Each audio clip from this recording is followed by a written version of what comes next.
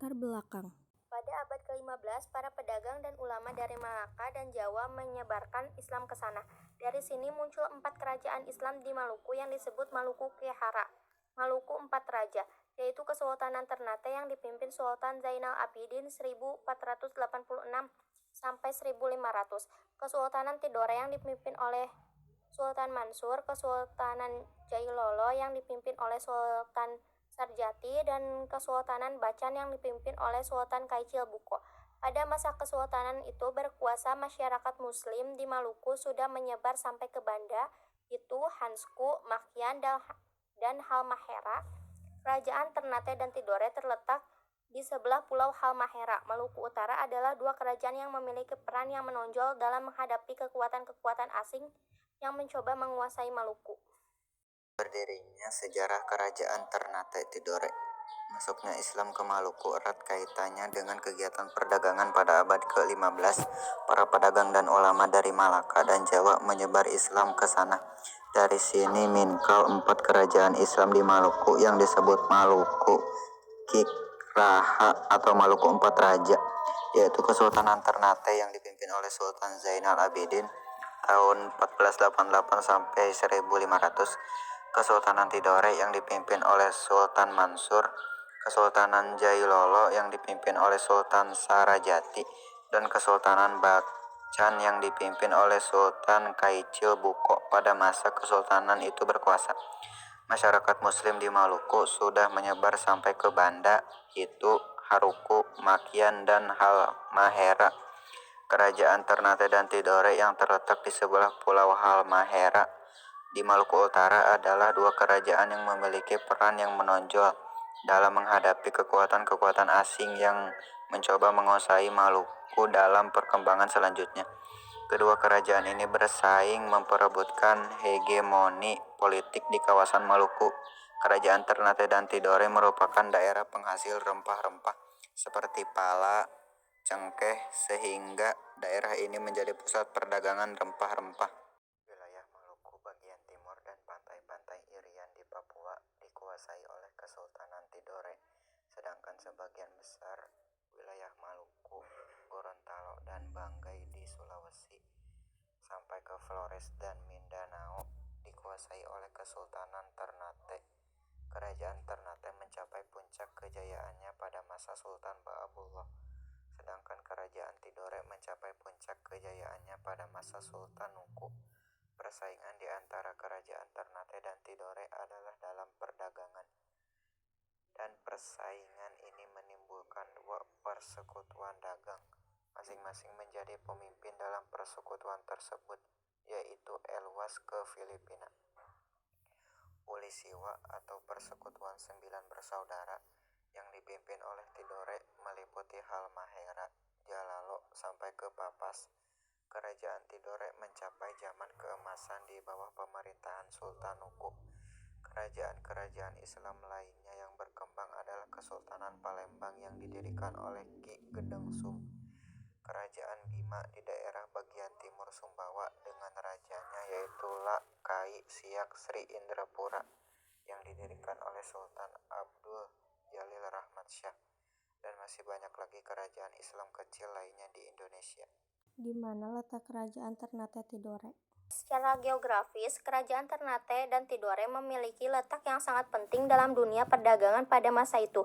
Kedua kerajaan ini terletak di daerah Kepulauan Maluku. Pada masa itu, Kepulauan Maluku merupakan penghasil rempah-rempah terbesar sehingga dijuluki sebagai The Spice Island. Rempah-rempah menjadi komoditi utama dalam dunia pelayaran perdagangan saat itu, sehingga setiap pedagang maupun bangsa-bangsa yang datang ke daerah timur bertujuan untuk menemukan sumber rempah-rempah. Oleh karena itu, muncullah hasrat untuk menguasai rempah-rempah tersebut. Keadaan seperti ini telah mempengaruhi aspek-aspek kehidupan masyarakatnya, baik dalam bidang politik, ekonomi, sosial, dan budaya. Aspek-aspek kehidupan yang terdapat dalam kerajaan Ternate Tidore. Kehidupan politik di Kepulauan Maluku banyak terdapat kerajaan kecil, di antaranya Kerajaan Ternate sebagai pemimpin Uli V, yaitu Persekutuan Lima bersandaran dengan wilayahnya mencakup pulau-pulau Ternate, Obi, Bacan, Seram, dan Ambon. Sementara itu, Kerajaan Tidore memimpin Uli Siwa yang berarti Persekutuan Sembilan bersaudara dengan wilayahnya mencakup pulau-pulau Makayan, Jahilolo, atau Halmahera, dan pulau-pulau di antara daerah itu sampai dengan Irian Barat. Portugis masuk ke Maluku. Portugis langsung memihak dan membantu Ternate pada tahun 1521. Hal ini dikarenakan Portugis mengira Ternate lebih kuat. Begitu pula bangsa Spanyol yang ketika datang di Maluku langsung membantu Tidore. Terjadilah perselisihan antara kedua bangsa kulit putih tersebut dengan Maluku.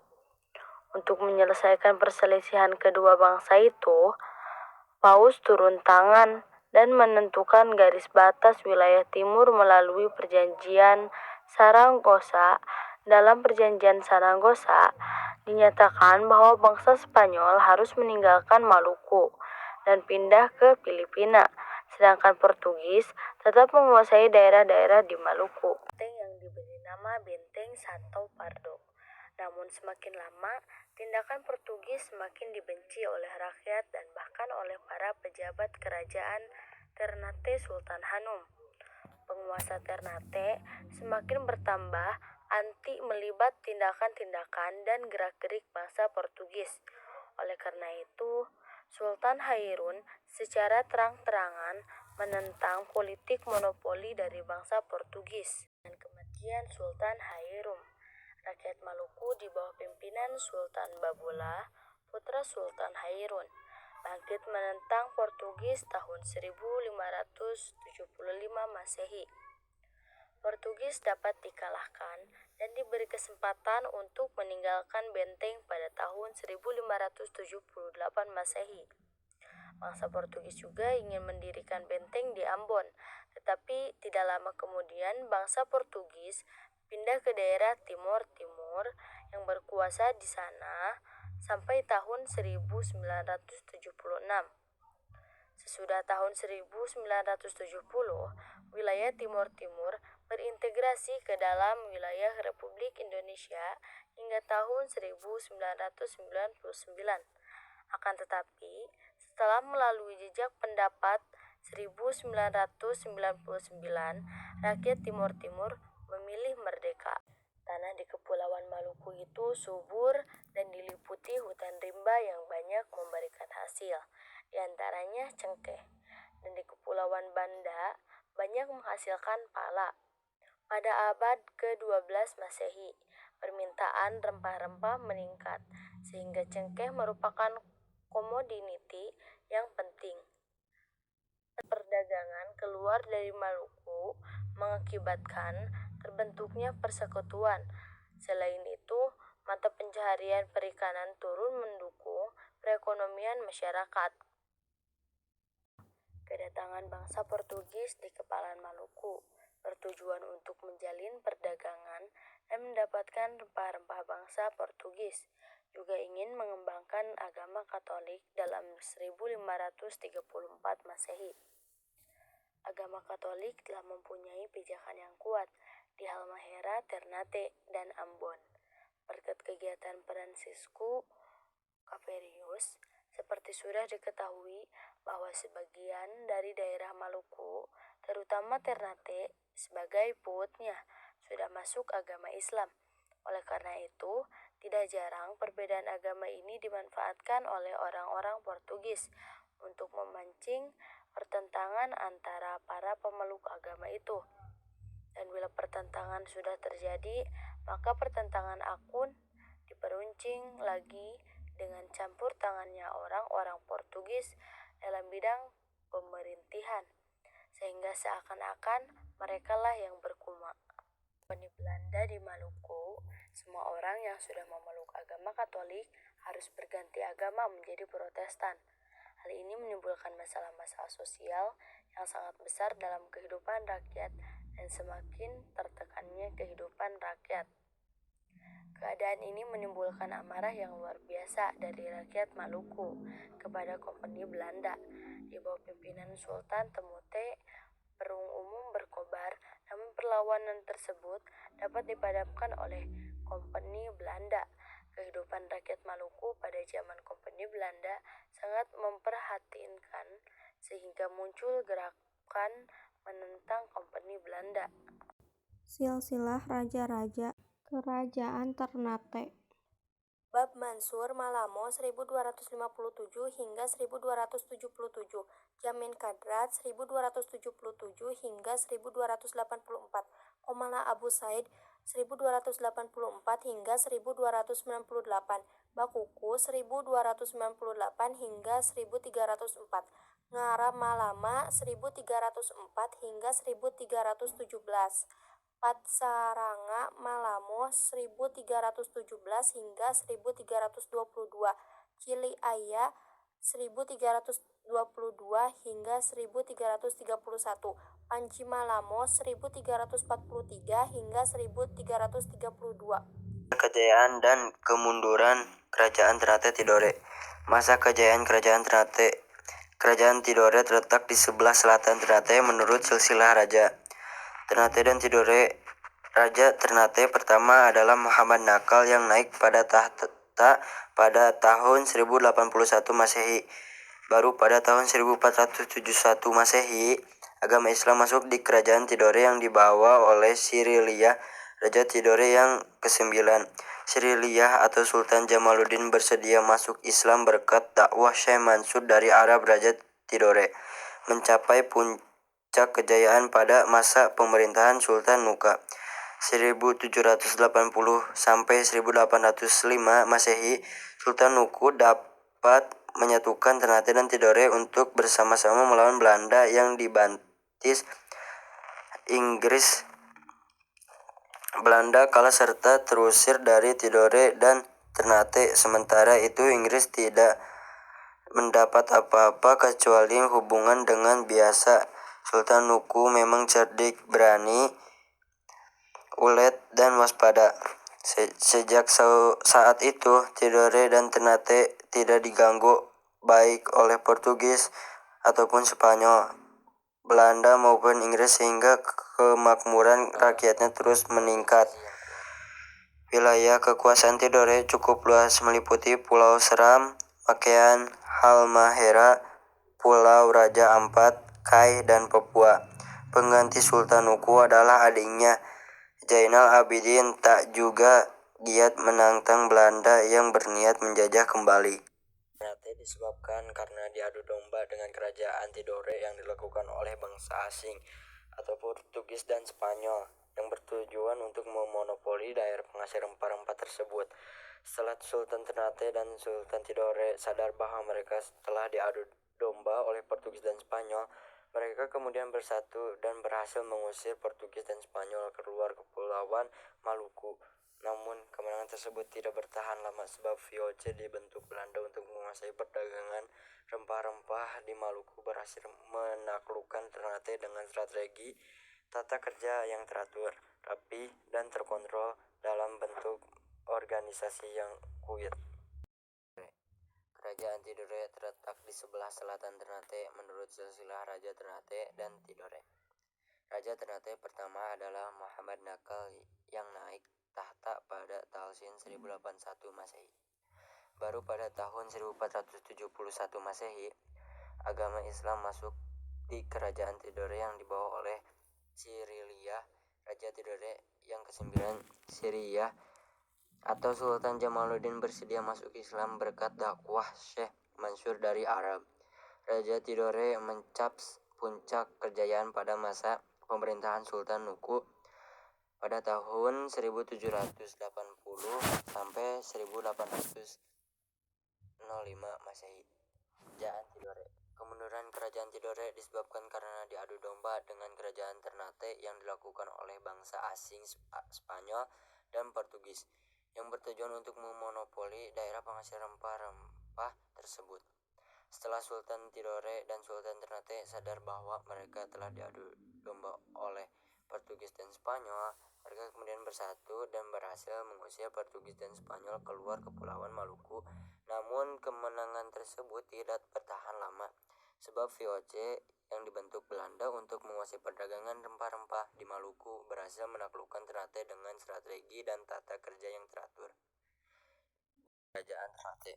Keunggulan Ternate yang menimbulkan kecemburuan kerajaan lain. Pada awalnya terdapat 4 kerajaan di Kepulauan Maluku. Keempat kerajaan tersebut antaranya Ternate, Bacan, Obi, dan Jailolo.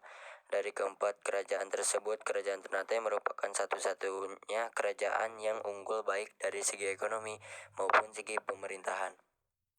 Hal ini kemudian menyebabkan kecemburuan sosial yang muncul di antara ketiga kerajaan lainnya, sehingga keempat kerajaan tidak bisa menyatu melainkan berbalik memusuhi Ternate. Akhirnya terjadilah perebutan kekuasaan akan komoditas rempah yang tidak bisa dihindari. 2. Politik adu domba. Sebagai daerah penghasil rempah-rempah terbesar, Maluku juga dipenuhi dengan bangsa negara asing yang datang untuk berdagang. Namun ternyata bangsa Portugis dan Spanyol yang berdagang di sana bertujuan untuk memonopoli hasil rempah-rempah dari Maluku.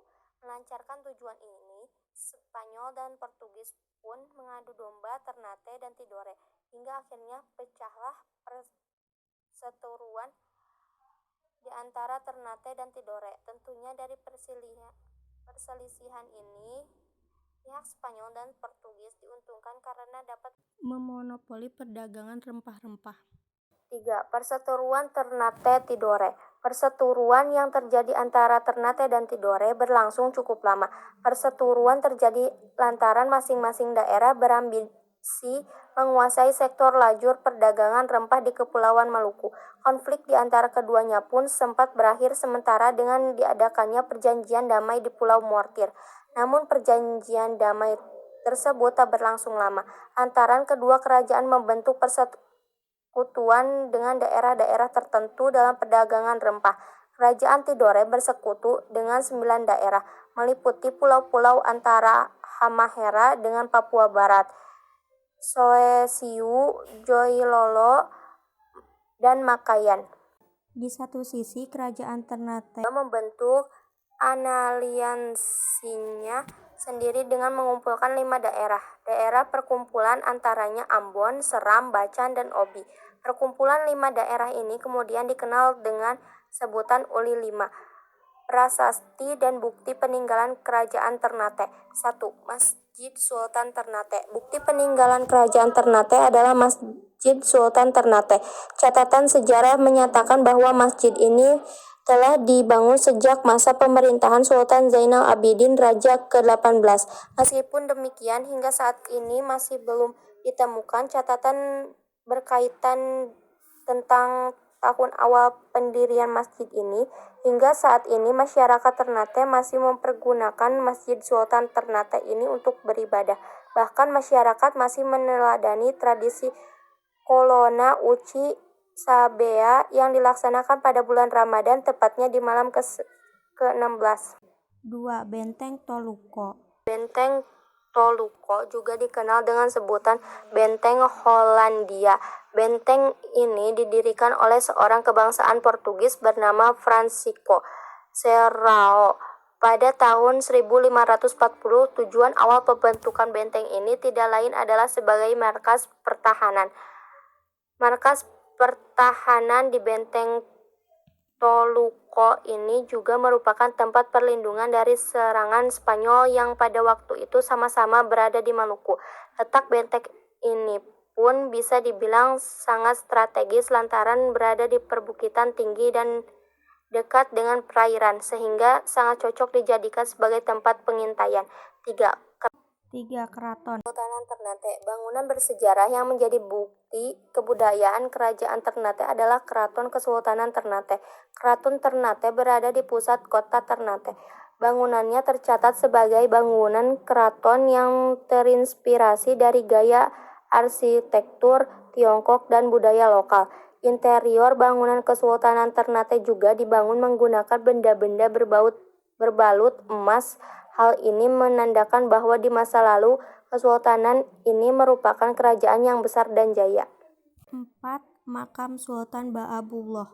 Salah satu peninggalan kerajaan Ternate yang selalu ramai dikunjungi oleh para peziarah adalah makam Sultan Ba'abullah. Sultan Ba'abullah merupakan raja ke-24 yang terkenal dengan julukannya sebagai Sultan 27 Pulau. Pada akhir hayatnya, sang sultan disemayamkan di puncak Bukit Foromadiyahi yang berlokasi di desa Foromadiyahi, kampung tertua di Ternate, dekat dengan lereng Gunung Galamalam.